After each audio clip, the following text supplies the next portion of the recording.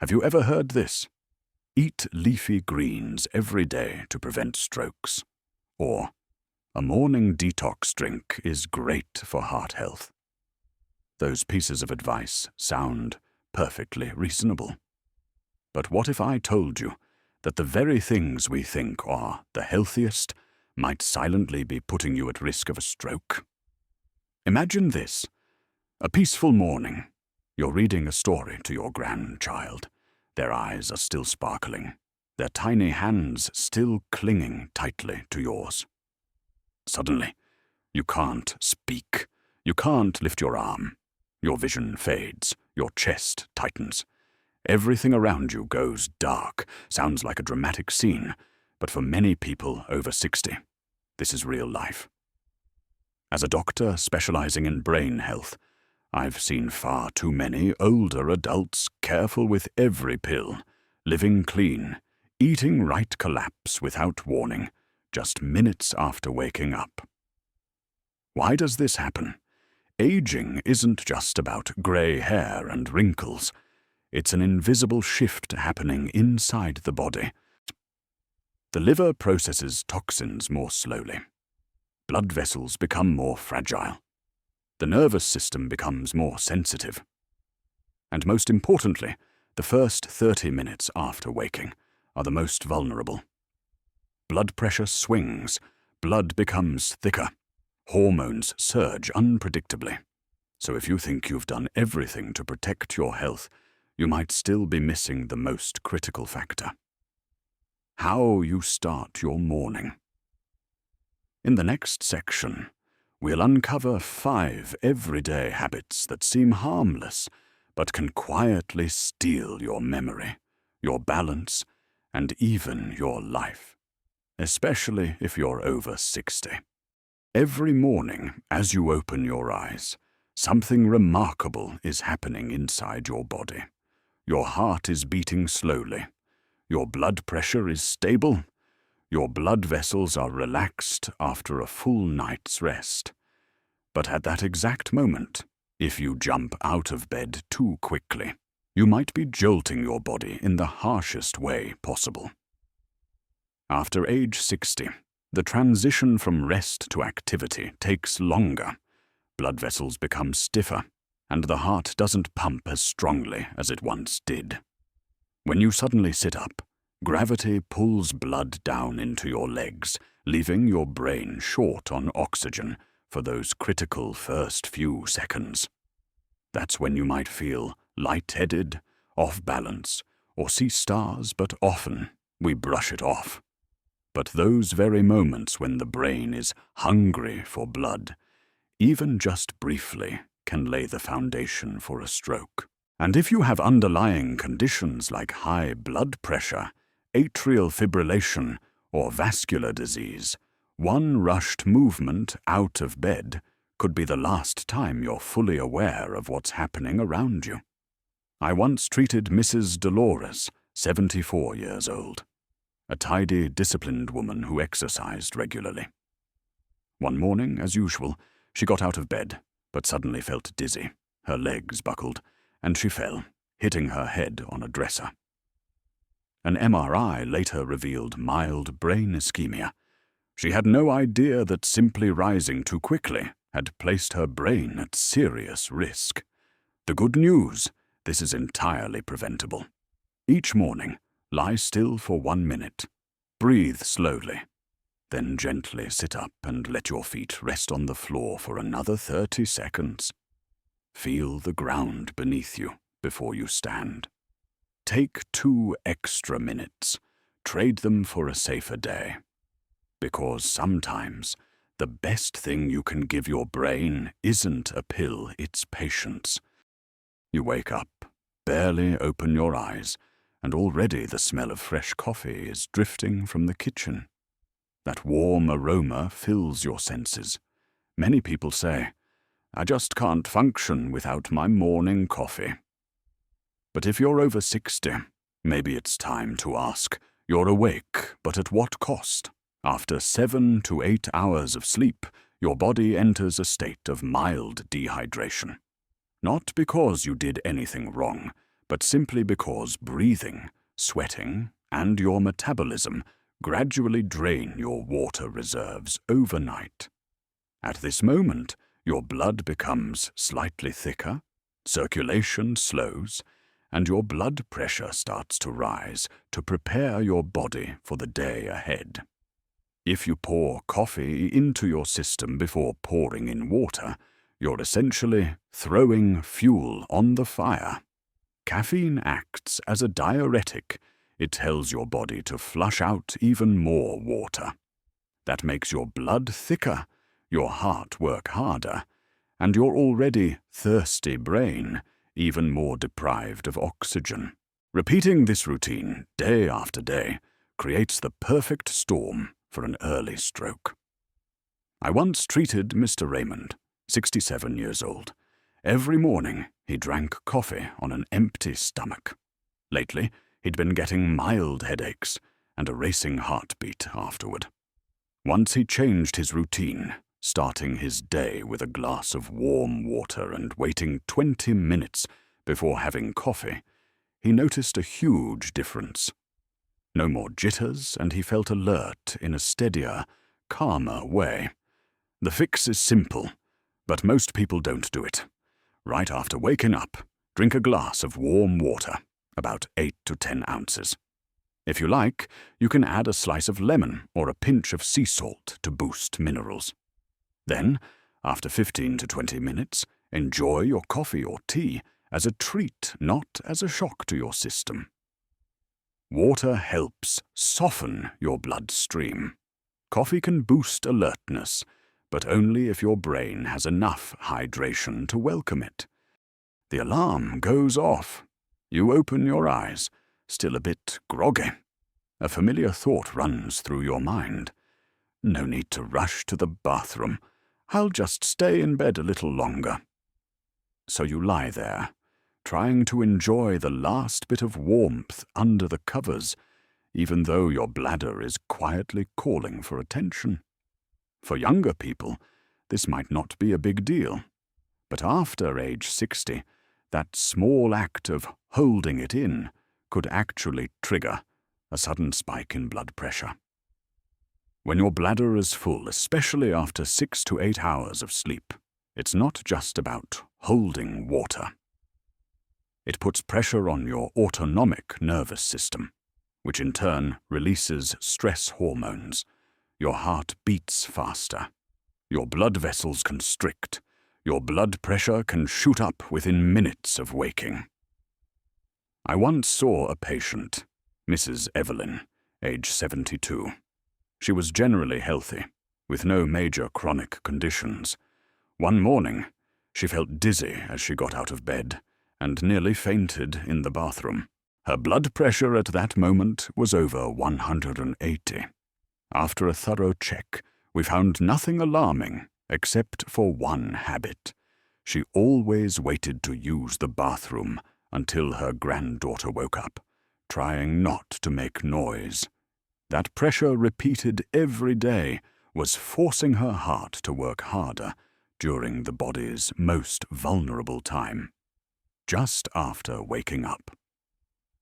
Going to the bathroom in the morning may seem like a small thing, but it's actually your first chance to release internal pressure.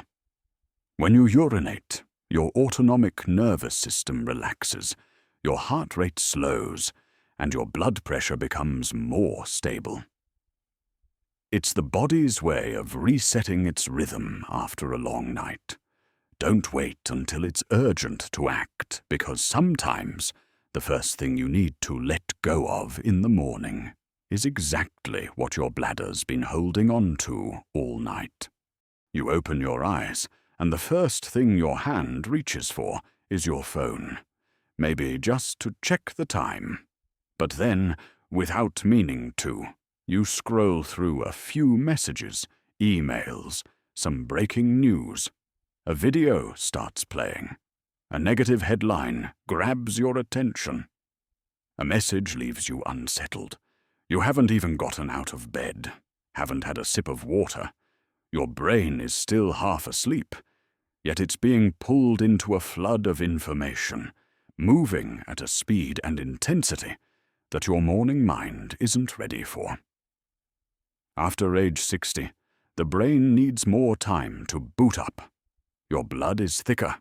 Your blood vessels are tighter after lying still all night.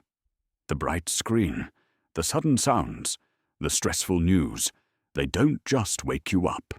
They jolt your adrenal glands into releasing cortisol, the body's stress hormone.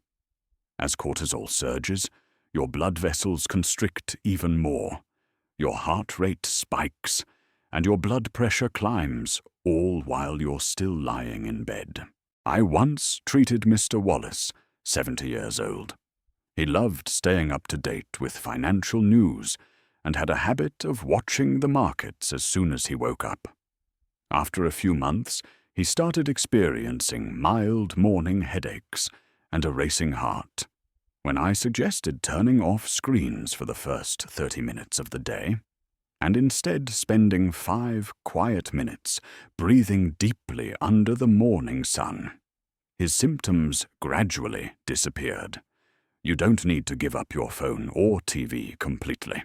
Just delay them by 30 minutes. Let your body wake up. Give your brain time to receive blood and oxygen. Then the information you absorb will feel much easier and far less harmful. Let your morning begin with natural light, not blue light. With a deep breath, not a breaking headline. With peace, not a pounding heart.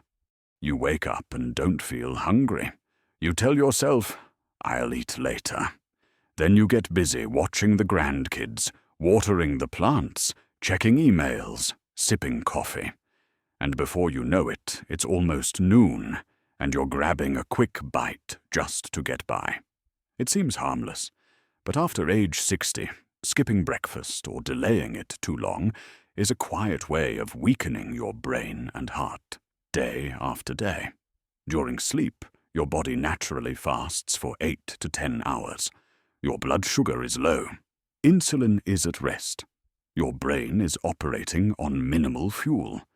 If you continue postponing food, your body is forced to react. It releases cortisol and adrenaline to keep you alert. But the price of this forced alertness is steep. Your blood pressure rises, blood vessels constrict, and your blood becomes thicker.